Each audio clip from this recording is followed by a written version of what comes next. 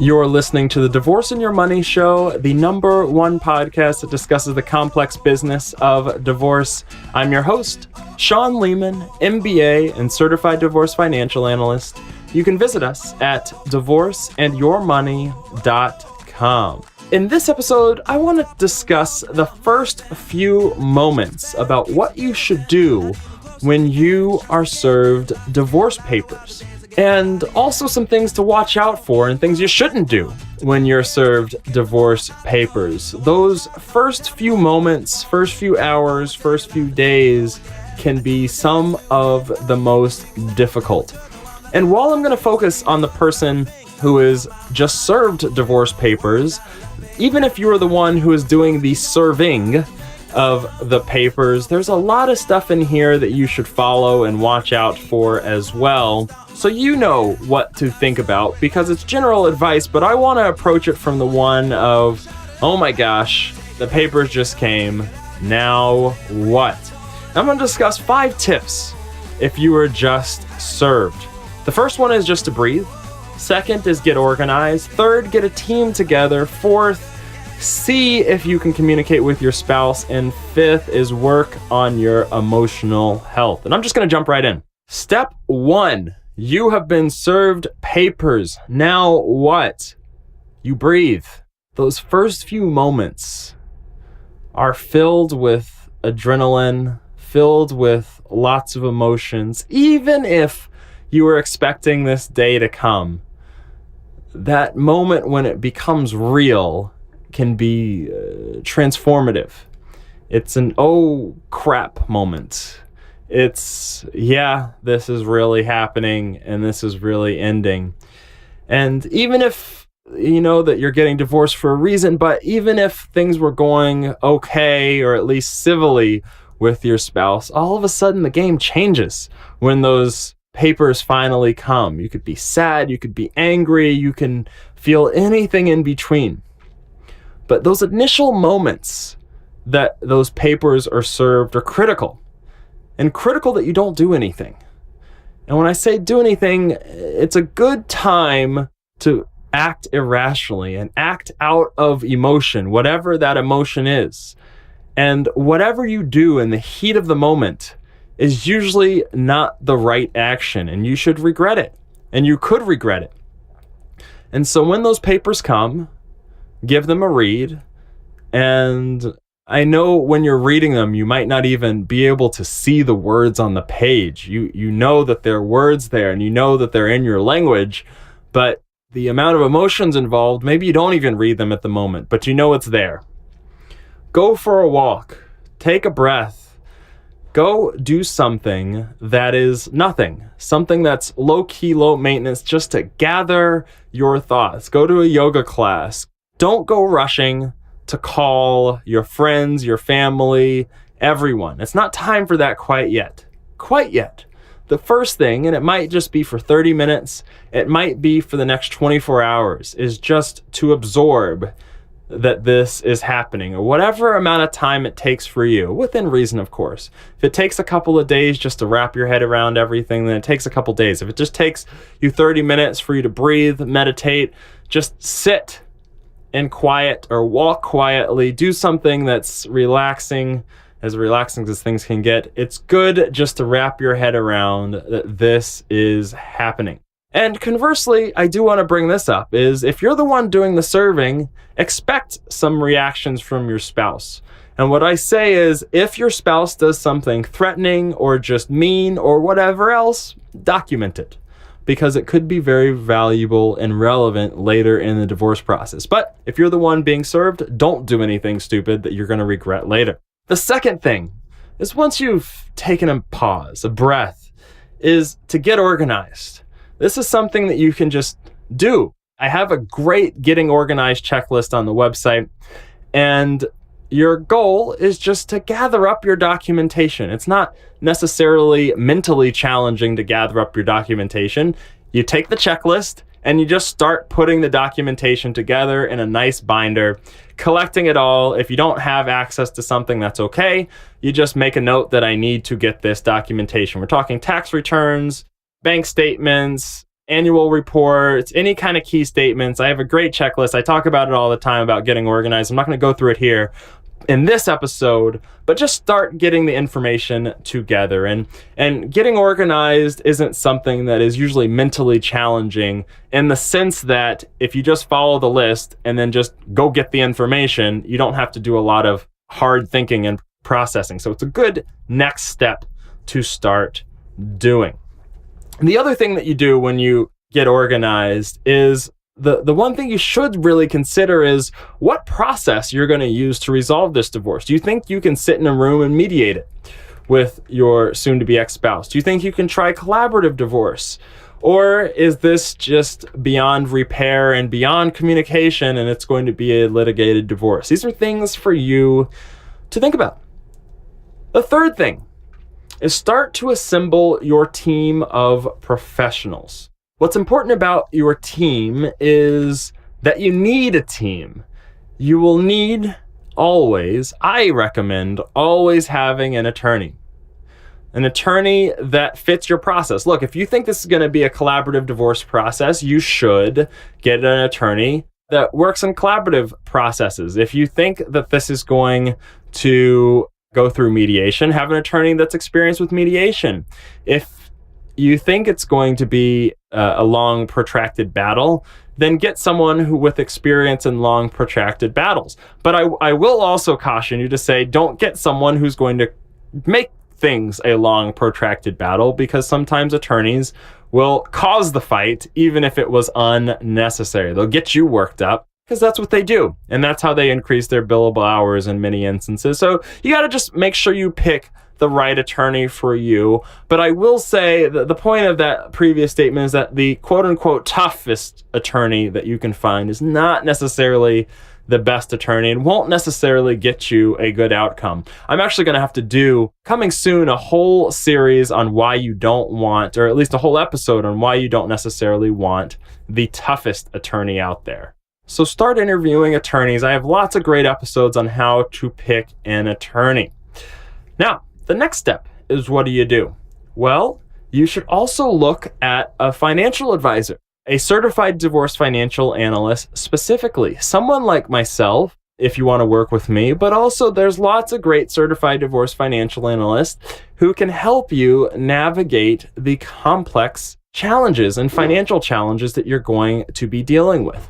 Is you got to remember, is your attorney is an expert at the law and is key to the divorce process.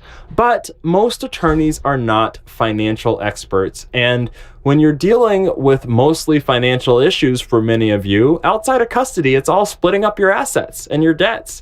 And that is a very complicated process, at least 150 episodes of a podcast worth of complications that many people aren't well equipped, many attorneys aren't well equipped to handle, even though they can be very good at the legal aspects of the case. And also you should consider getting some sort of, or at least thinking about, other potential specialists you might need. You might need a real estate specialist. You might need forensic accountant or a private investigator, and there's other different people on your team you might have to think about getting. So start looking at that and look at the reviews and start conducting your search into building the ideal team for you. Fourth is try to open up what I call the lines of communication with your spouse. What do I mean? Is, in politics, you might see two leaders, world leaders, who are openly bashing each other politically. Or to bring it on a more local level, you might see a governor who's fighting a mayor in public. Well, what you don't see is actually there is a lot of stuff going on behind the scenes.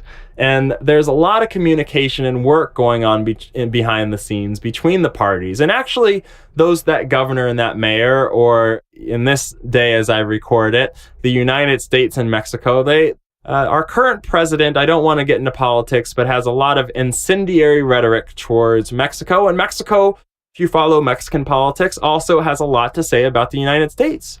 Well, that's what they're saying. But what's going on is there are hundreds, if not thousands of people who are working behind the scenes to actually create real progress with the two countries. And actually, the presidents may be speaking to each other directly as well and having civil conversations with each other, even if in public they're playing the political game. Why do I bring up this weird discussion about politics? Well, the same thing happens in the divorce processes. Even if you might not have the best relationship with your spouse, you have two options. You can open up those lines of communication.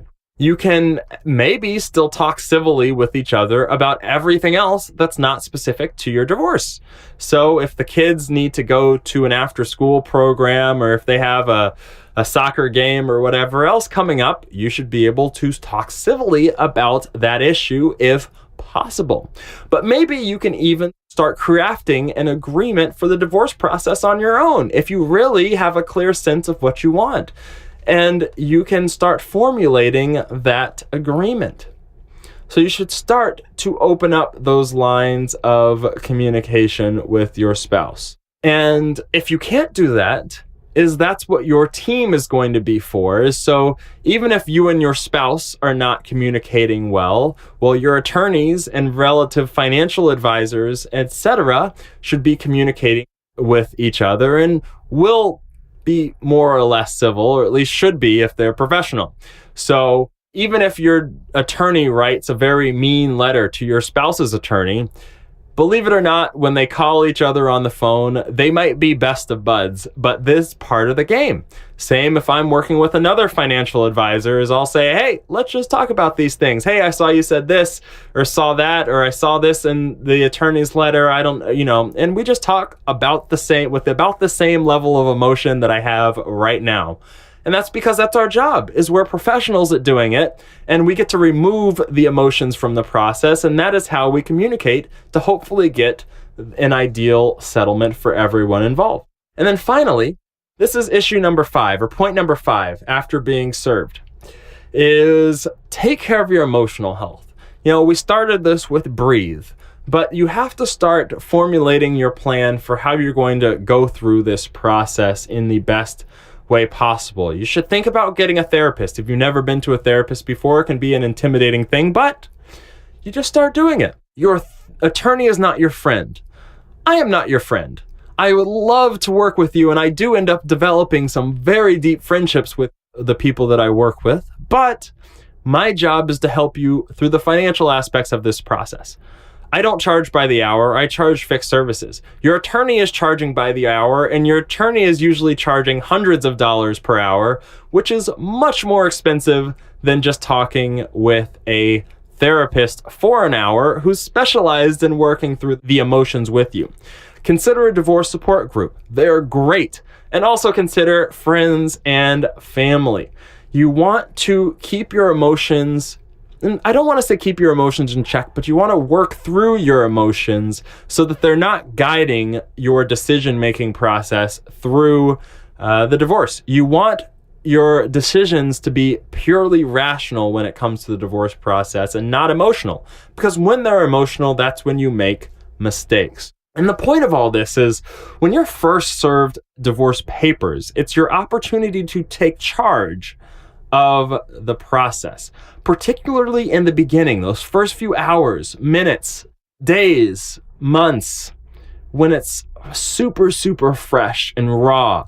This is your opportunity to step up and take charge and not panic, but to really understand that you're the one who's soon going to be in control of your life. And you're always in control of your life, but soon without maybe that partner that you had relied upon for a long time. And so now this is your time to really do what's best for you and do what's in your best interest for the rest of your life. Because that could be the next 20 or 30 or 40 or 50 years, depending upon how old you are, or longer. And you need to make sure that you're doing what's right for you. And this is your opportunity, your moment to take care of these things, because this all will end. And even though it's raw in the moment, you have to conduct yourself with as much professionalism as you can and really control. And the way I like to think about it is, you are now the CEO of your life, and you need to treat the divorce process like you would the CEO of a business, because it's a business deal. So when you first get those papers, First thing you do is just breathe. Just wrap your head around what's happening. Second is get organized. Third, get a team together. Fourth is see if you can open up those lines of communication with your spouse, if it's possible. It's not always possible, but if it is. And finally is work on your emotional health. Just do it. You got it. Now, before you go, I want to make sure you get some really important information. All you have to do is go to divorceandyourmoney.com. The first thing you do on the website is sign up for the email list. You'll see a little box that says get updates and tips, and I will send you exclusive articles and content that you won't find anywhere else. And it goes directly to you, and it's a great way to reach me and ask me your questions. Second, on the coaching page at divorceandyourmoney.com, you can learn about our personalized coaching services. And here's the reality. Many of you are making financial mistakes or not getting all that you deserve as part of the divorce process. Or maybe you're just having a hard time making sense of it all and making rational decisions during this emotional time. And look, your divorce attorney is good. It's great to have a divorce attorney, but divorce attorneys are not really financial experts. And so ask yourself a simple question. Did your attorney, if you have one, explain some of the details that we just talked about in this episode?